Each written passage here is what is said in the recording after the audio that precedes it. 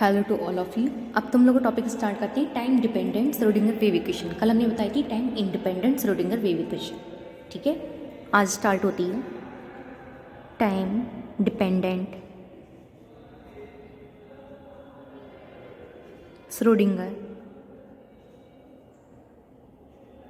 Wave equation.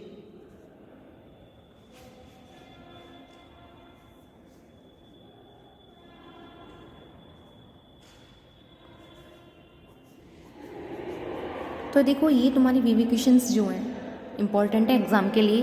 ठीक है, तो देखो कल हमने एक वेव फंक्शन माना था। कल हमने एक वेव फंक्शन माना था, क्या था? साई आर टी बराबर साई नॉट आर ई की power minus i omega t. इसको इक्वेशन बस ले लो। ठीक है,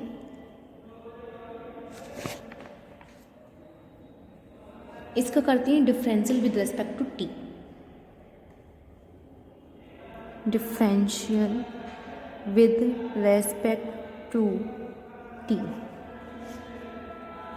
तो यहाँ से del psi over del t ये वैल्यू निकल कर आ जाएगी minus i omega psi naught r e की power minus i omega T.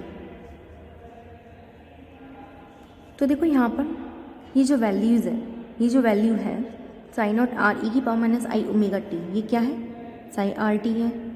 ठीक है, तो यहाँ पुट कर देंगे तो ये आ जाएगा del psi over del t बराबर minus i omega psi. Question number second, यदि पार्टिकल की फ्रीक्वेंसी न्यू तथा उसकी एंगुलर फ्रीक्वेंसी क्या हो जाएगी फिर? ओमेगा बराबर 2 pi nu, but energy of photon क्या होती है? ई बराबर एच न्यू। ठीक है, तो यहाँ से न्यू क्या आ जाएगा? E upon H.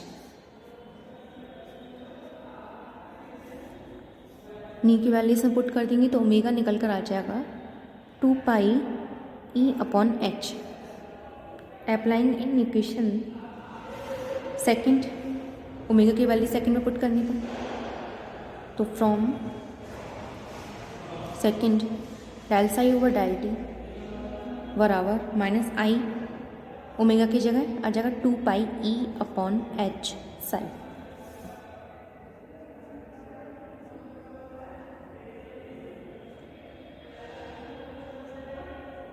ठीक है, इसको हम ऐसे भी लिख सकते हैं del psi over del t बराबर minus i e psi upon H upon 2 pi. H upon 2 पाई की फॉर्म में इसलिए लिखा है क्योंकि हमें एच क्रॉस की फॉर्म में बनाना है, चूँकि एच क्रॉस बराबर क्या होता है? H upon 2 pi. ठीक है, तो del psi over del t बराबर क्या हो जाएगा? Minus i e psi upon h cut.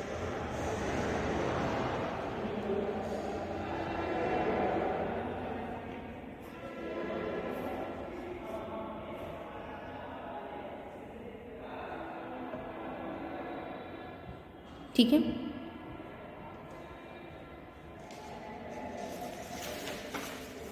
इसको और सॉल्व करेंगे तो ई साई की जो वैल्यू आ जाएगी minus h cross upon i del psi over del t.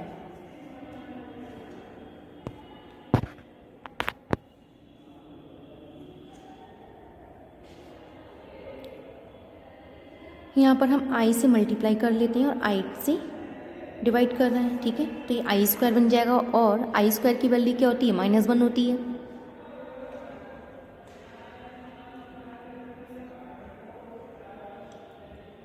ये वैल्यू -1 और ये प्लस हो जाएगा। ठीक है, तो ई साई की जो वैल्यू निकल कर आ जाएगी i h cut del psi over del t. Equation number कौन सी आ जाएगी?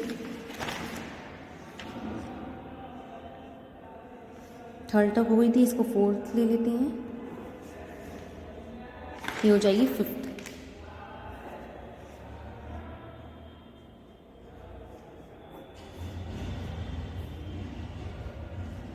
श्रोडिंगर टाइम इंडिपेंडेंट इक्वेशन के according, Schrodinger time independent equation के according to Schrodinger time independent equation, del square psi plus 2m upon h cut square E minus B psi बराबर 0, ये निकली थी कल, है ना। इसको और सॉल्व करेंगे तो del square psi plus 2m upon h cut square E psi minus B psi बराबर 0, यूजिंग 5। तो ई साई की वैल्यू से पुट कर देते हैं, तो यह जाएगा del square psi plus 2m upon h cut square i h cut del psi over del t minus B psi बराबर 0।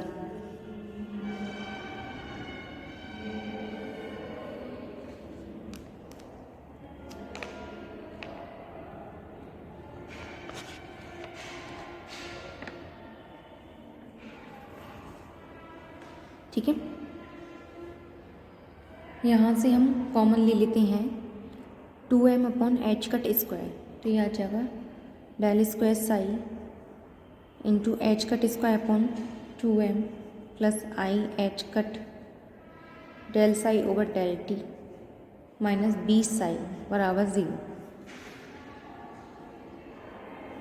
तो del square psi h cut square upon 2m plus i h cut del psi over del t minus B psi बराबर 0।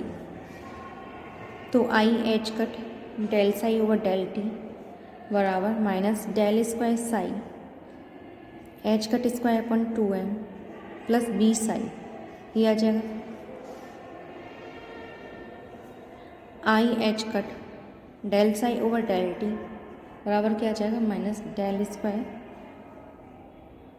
H cut square upon 2m plus b psi, equation number 6।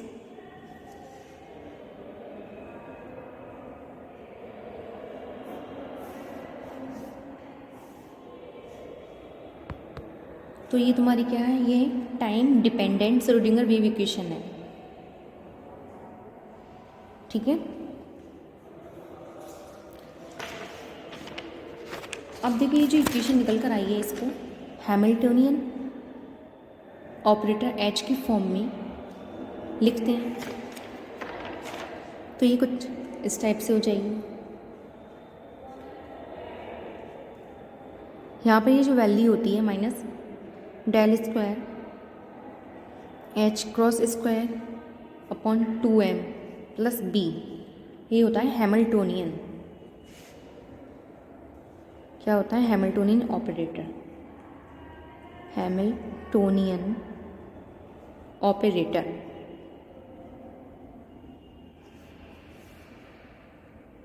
तो ये हो जाएगी i h cross del psi over del t बराबर, ये वाली क्या हो जाएगी एच बराबर क्या हो जाएगा एच साई, इक्वेशन नंबर 7।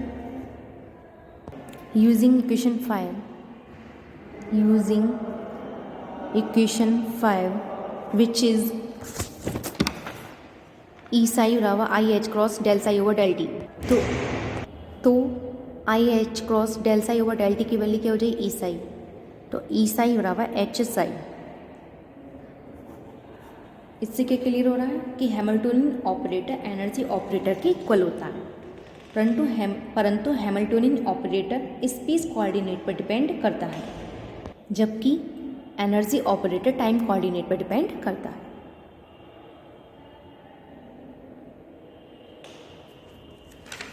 तो ये तुम्हारी time dependent Schrodinger wave equation complete हो गई। इसमें कुछ प्रॉब्लम हो तो पूछना, ठीक है।